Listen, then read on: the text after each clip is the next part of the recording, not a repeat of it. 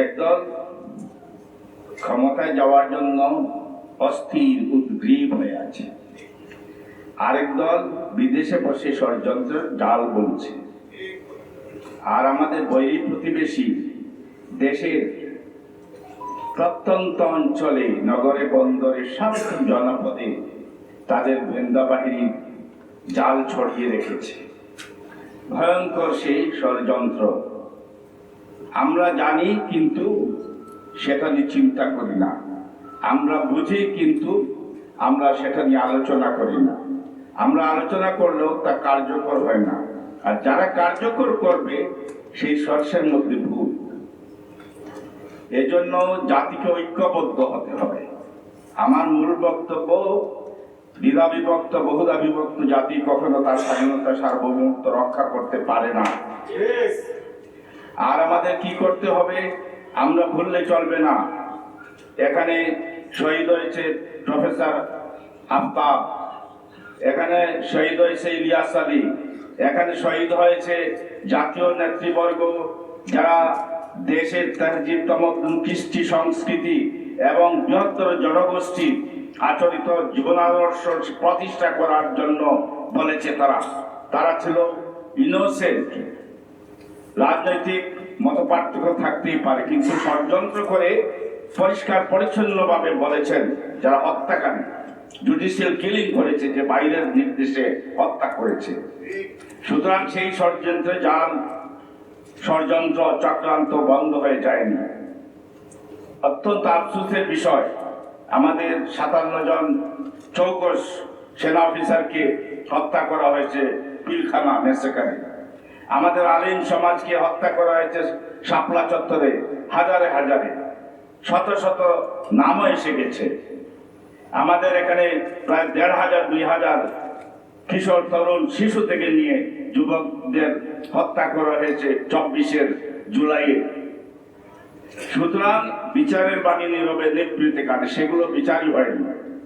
আজকে আমি concluding remarks, এখানে আমাকে যেহেতু দায়িত্ব দেওয়া হয়েছে সভাপতির, আমি বলবো যে কোনো কনক্লুশনে আসার আগেই ইন্টারিম গভর্নমেন্টকে অবশ্যই সব হত্যার বিচার, সব অন্যায় জুলুমের বিচার করে তারপরে যেতে হবে। এটা প্রারম্ভিক প্রায়োরিটি।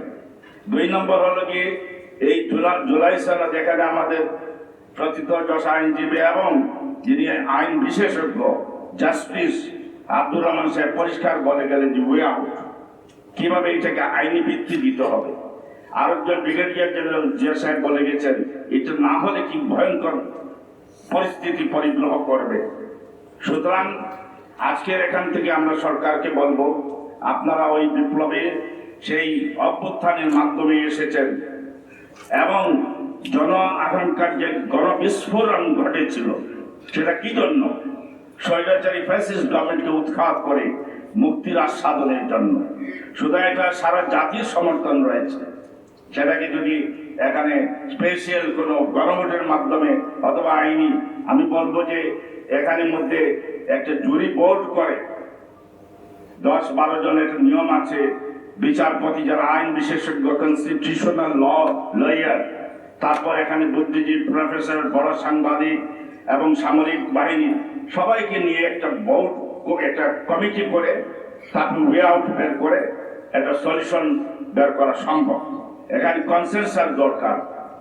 লোভী যারা, তাদের লোভের লেলিহান শিকার, ষড়যন্ত্র ক্ষমতায় যাওয়ার আগেই যেভাবে তারা বিভিন্ন জায়গায় লবিং শুরু করেছে, ষড়যন্ত্র করেছে, এরকম যেই হোক, আমি কোনো পার্টির নাম, ব্যক্তির নাম বলছি না, জনগণ এটা দেখছে, তার অনুদ্যম বন করছে। ওই আগের যে 16 বছর মার খেয়ে যাওয়ার জনগণ না, এবার 2024 জুলাইয়ের যে দীক্ষা, যে মূল মন্ত্র, জেগোটা তরুণরা জেগে গেছে। তারা যে কোনো ধরনের ষড়যন্ত্র এবং ক্ষমতায় যাওয়ার জন্য লোভী উদ্গ্রীব হয়ে যারা হয়েছে, তাদের দাঁত ভাঙা জবাব দেবে। জাতি, ঐক্যবদ্ধ জাতি আমাদের পথ দেখাবে এবং অবশ্যই জুলাই সনদকে, জুলাই ঘোষণাপত্রকে আইনি ধারা দেওয়া হবে এবং নির্বাচন হবে জনগণের আশা আকাঙ্ক্ষার প্রকাশ। নির্বাচন হবে ট্রু গণতন্ত্র এখানে আসার জন্য।